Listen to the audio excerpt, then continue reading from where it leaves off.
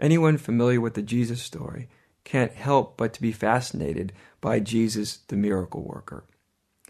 Jesus the miracle worker is probably the part of the Jesus story that is the most unusual, that stands out for people. It's impressive, it's mysterious, these capabilities that he has.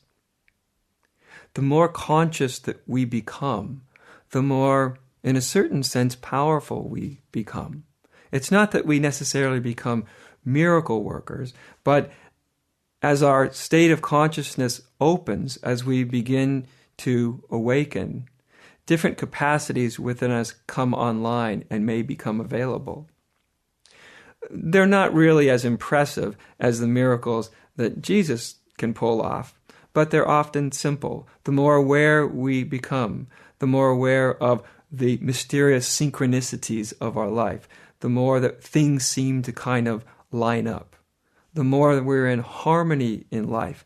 Mysteriously, almost miraculously, life seems to come into harmony with us. And so there's that sense that everything is unfolding just as it needs to. Everything is, as it were, right on time. As we really begin to let go of trying to control life, hang on to life, force it in the direction that the ego wants it to go in, life has a way of literally responding to our state of consciousness. And that's a miracle. It's a miracle to even consider that as my state of consciousness transforms, that life's relationship with my state of consciousness transforms right along with me. For some people, that may seem quite an outlandish idea, but really it's just part and parcel of becoming more conscious. We cannot actually separate ourselves from life. All the separating lines are illusory. You can't remove a human body from its environment. You can't remove the oxygen you breathe without dying. You can't remove yourself from the warmth of the sun. Without the warmth of the sun, we don't survive. And so it goes. Even on a rational level, we're very, very much connected.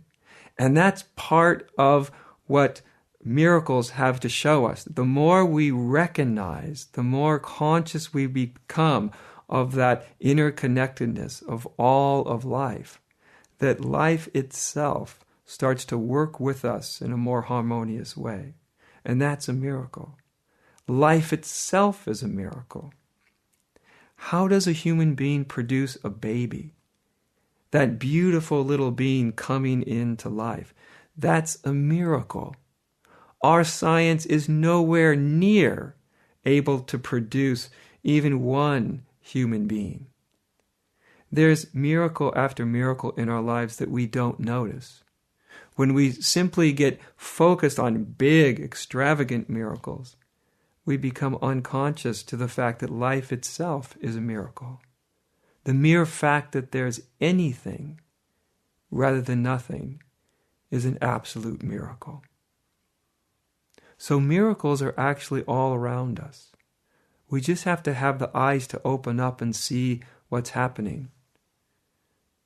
The more we open to the reality of our own divinity, the more we start to perceive life as this miraculous event.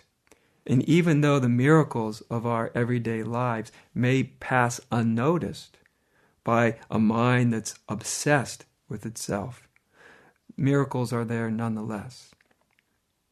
So it seems to me that a very intimate aspect of awakening is becoming aware of the daily miracle that we move through called life. And it seems to me that we can see the big miracles, the kind of miracles that we find Jesus undertaking.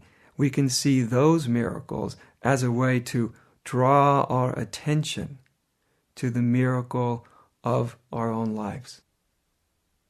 I see the miracles depicted in the New Testament as being representative or metaphoric of deeper underlying realities. In other words, the miracles are themselves metaphors or teaching tools to hone our awareness so we begin to become conscious of things about life and ourselves that we usually aren't conscious of.